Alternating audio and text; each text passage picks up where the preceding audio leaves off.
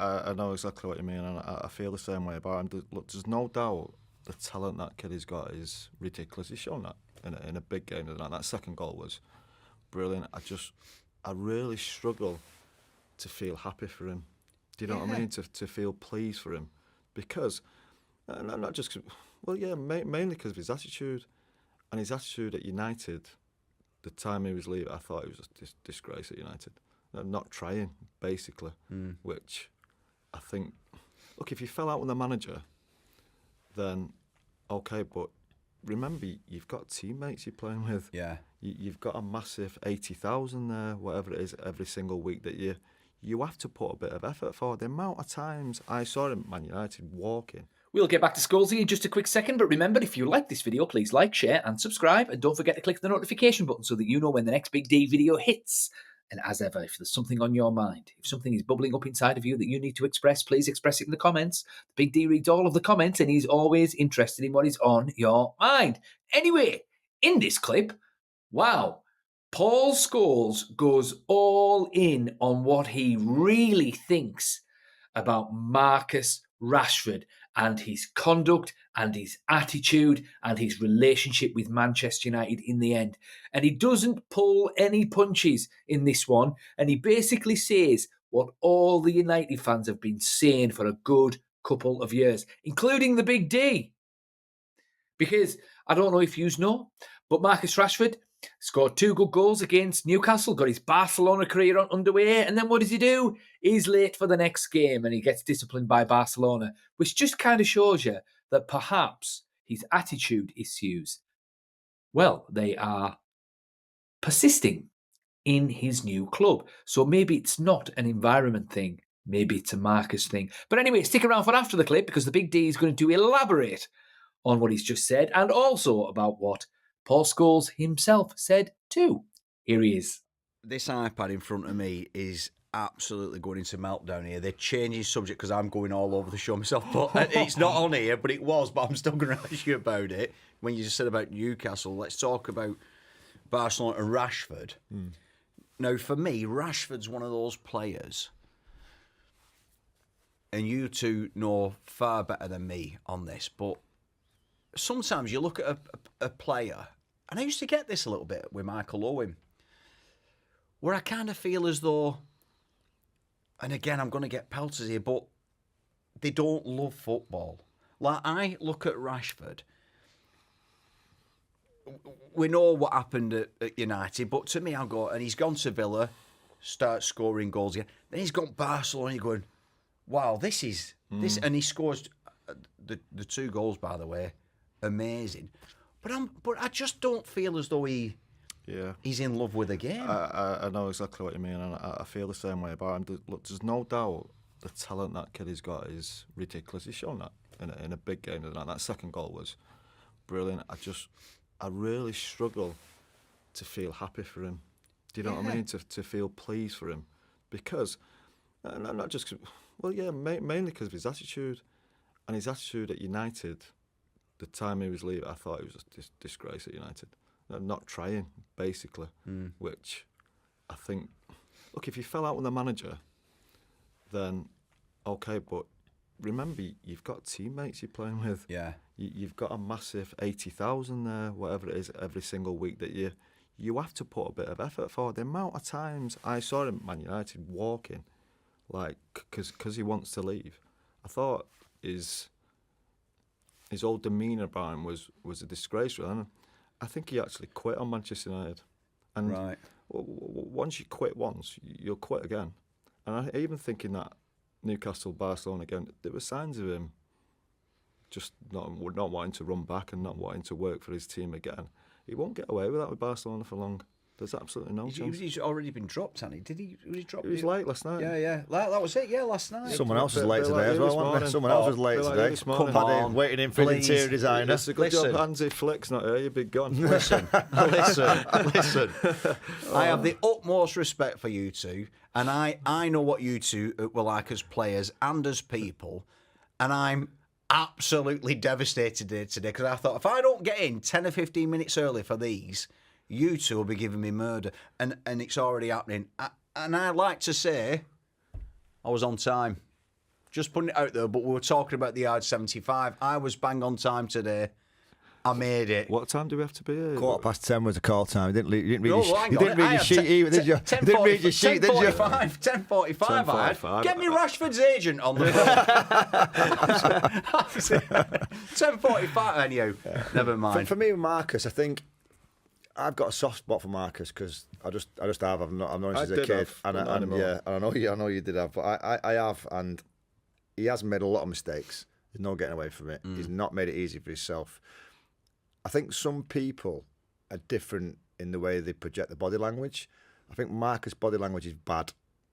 And then sometimes that really looks like he don't give a toss. Yeah. Do you know what I mean? He's got that real I know what you mean, because even when he It's scores... the body language when he's walking back. Yeah, though. but for me, and I might be wrong, but for me, I've known Scholes since he was 11, we've been mates since he was 11, and I know his body language is totally different because that's his natural persona, how he holds himself and how he walks, how he runs, how he grits his teeth if something's going wrong or go and tackle someone. Marcus doesn't have that. He's a total different person.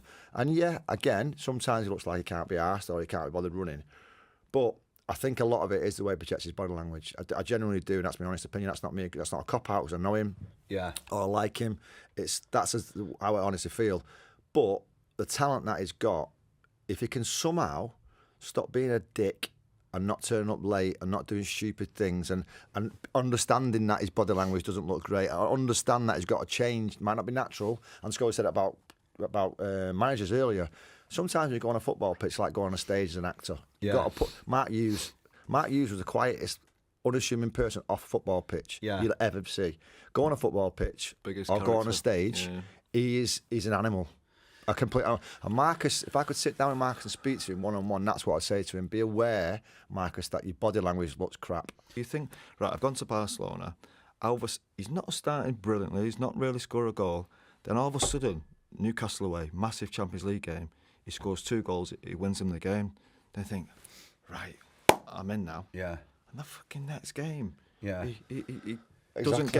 doesn't get up in time. Exactly. That's what I was thinking. Yeah. We're coming on this show today. But is that him or people around him? It's him. It's got to be him. You can blame anybody you want. You can't. You can say people around him. It's him. So he needs to understand. He needs to be aware, self-aware. And he's not a baby no more. He's 27, 28. He's not a kid. He needs to be self-aware about some of the stuff he does and how he projects himself. I thought I was going to come on this show today and go, what about Marcus? What about that goal? I told you this. And then he goes and doesn't turn up for it. He's late for the game. How can you sleep in these days? I don't know. Your phone, fucking alarm, whatever. How do you sleep in? Yeah. I mean, I'm up at 4 every day. I don't know how you sleep anyway. That's what I mean. It's well, that's a bit of a problem. If I'm saying R4, you're taking it to the next level there. I didn't want to be late. I didn't want to be late for our talk, our podcast, buddy, to be honest with you, mate. But you think about, you've got a manager. He's done it. He did it with someone else. He did it with Rafinha, didn't he? Yeah. The week before. I've got a manager. I'd be setting my alarm an hour before. I'd be leaving. I'd be getting there an hour before I should do. But also as well, for me, if I'm playing for Barcelona, I've set an alarm. I'm up. Yeah. I'm excited. I've got hard on. I'm out the door, opening it with my penis. I'm playing for Barcelona, for God's sake. You know what I mean? Well, that's what I'm trying to say. But with that, I'm thinking after the Champions League game, in his I don't mind? know, and I'd love to sit down and chat with him and have someone like you chat to him, and because he's got that talent that he could still be one of the best players in the world. Oh, he's definitely got a talent to play. Them 2 goals. But he'll never have the mentality in it. No, he never had mentality. But even them 2 goals, everyone will talk about the second one. But the first one, that's a header like Shearer-esque. Again, it's away from him. It's away from him. And Yeah. he's back in. Yeah. And he's 6'2", 6'3". He can do that. Yeah. So much ability, and little stupid bits of his life kill it for him. He's of an age now where he can't go blaming other people. No, now. if you can't get out of bed, if you can't get out of bed for your game, it's on you. I don't care. I know what it says. But we was never late because you'd be late with traffic and you ring forward and you go, I'm waiting for my interior designers to come. That's why I'm late or something like that. Like Paddy did this morning. But literally, you just my street cred. Come on, Interior designer. Oh, he's cheered. You're from Bolton. He's cheered. But literally, You money, lads. You money. but literally, you'd literally know what time you got, but unless you're in traffic, you ring up. So that's on him. Right, okay. Well, that's that. Well, if there's one reoccurring sort of mantra that I've heard time and time again from all of the great United players of recent years, over the past couple of decades, say, we're talking about Scholes, we're talking about Giggsy, we're talking about Keane, Rooney, all those guys is responsibility. It's taking responsibility for yourself and for your team and for the club. And Paul Scholes is absolutely 100% correct. And what he said in this clip is exactly what the Big D's been saying for the past 12 months or so, 2 years, whatever it's been, however long I've been doing this channel. And what lots of United fans have been seeing whenever I've gone to the stadium and watched a game in Stretford End or wherever. You've got to put the effort in. Old Trafford will forgive a player with limited ability so long as they see that he puts the effort in. I mean, Marouane Fellaini was crap at United, but he put the effort in. You know, so never got booed or anything like that. Well, he maybe did it first, but he earned the respect through his sheer hard work. I mean, even Andre Onana, did he really get booed? Not really, because you could see that, you know, it wasn't a lack of effort why Onana was crap. He was just crap, you know. But, you know, it's interesting to see that when Garnacho came back to Old Trafford for the Chelsea game at the weekend, he got booed. And that's because his attitude stunk. And it did stink. And he wasn't as good as what he thought he was. And you can't... The only way you can act like a prima donna at Manchester United is if you're bagging a hat-trick every weekend. That's the only way. That is the only way. Cristiano Ronaldo used to spit the dummy out regularly. You know, Cantona used to nick off to France every now and then, you know. But when they came back, they put the effort in, they scored the goals and did the business. But for 2 years at Manchester United, Marcus Rashford was United were playing with 10 men consistently week in, week out because his effort just wasn't there. And, you know, the right in this clip, he's got a real chance now to prove once and for all just how good he is because he's in a settled team. It's teeming with world-class talent. They're genuine title contenders. Whereas at United, you know, it was always a rebuild. It was always a rebuild. It was always a rebuild. All of that kind of thing. So fair enough. But now he's got his chance to show the world exactly how good he is.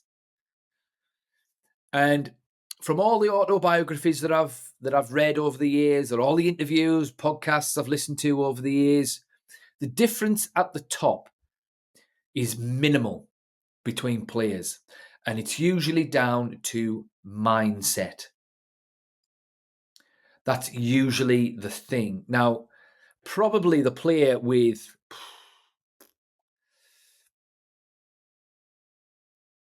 Probably the two players with the most elite mindset that I can't really sort of differentiate between in terms of mindset that I've ever come across that's played for Manchester United at the very least, because I can't really comment on other players from other clubs necessarily, Roy Keane and Cristiano Ronaldo. Now, Roy Keane and Cristiano Ronaldo, as talented as they were at football, they were never the most talented players, like just in sheer pure talent. They were never the most talented players necessarily. Roy Keane could do everything very well, but it was his mentality, it was his will to win, it was his competitiveness, it was his big game attitude, which elevated everything else within his game and elevated everyone around him. That probably made him the greatest Premier League player of all time, right? But was he as talented as, say, someone like Zinedine Zidane? No. Was he as talented as, say, someone like Ryan Giggs? Probably not. Was he as talented as Wayne Rooney? No. But by God, he got the most out of his ability. The most. Same with Cristiano Ronaldo. Cristiano Ronaldo was never the most gifted players at Manchester United. He was probably the best athlete, and he had elite mentality.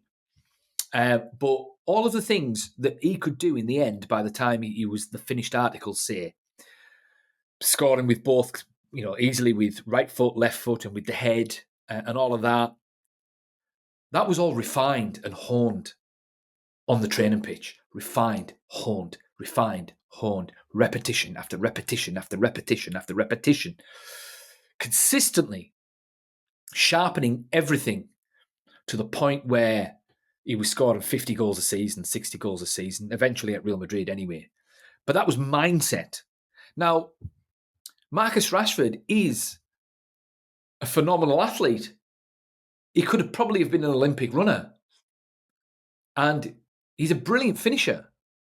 And dare I say, he has the raw materials to be a Ronaldo style of player. But he doesn't have the mentality. If Marcus Rashford had the mindset of a Cristiano Ronaldo or a Roy Keane, he would be a Ballon d'Or nominated player. Guaranteed. But he just doesn't seem to have the attitude. Now, as I say, you could argue that maybe it was his environment at Manchester United. Okay, maybe. But now he's at Barcelona. Now he's playing with Lamine Yamal, or is it Yamin Lamal? I always get that mixed up. He's playing with Robert Lewandowski. He's playing with Rafinha, who's world class at the end of the day. Playing with Pedri, Gavi. Playing with all these guys. So it's put up or shut up time now for Marcus. So, yeah. It's a weird one, really, with Marcus Rashford. Whether or not he achieves his full potential or not remains to be seen. It's interesting once you take money out of the equation, as in, you know, he's made his money now, Marcus. So what's left? Because money can be a great motivator, especially when you come from humble beginnings like Marcus seems to have done. That perhaps maybe it was the money that was driving him from day one. And then once he made his £300,000 a week or whatever it is, then it maybe just takes the edge off. Whereas it got to a point with Ronaldo that he wanted to be the best of the best of the best. So that became his motivation. Because let's be honest, Ronaldo made life-changing money halfway through his stint at Manchester United before he became world-class.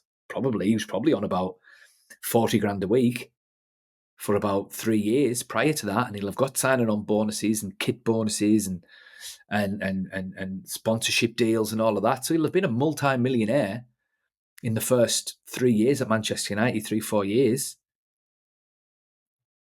But then there needs to be a shift. It's, am I doing this for money or am I doing this for legacy? Is this a calling or not? So it remains to be seen whether or not Marcus Rashford has gotten over that hump or if he will ever get over that hump. But point being, he's got no excuses now. He's got the environment. He's got the platform. It's up to him now to make the most of it.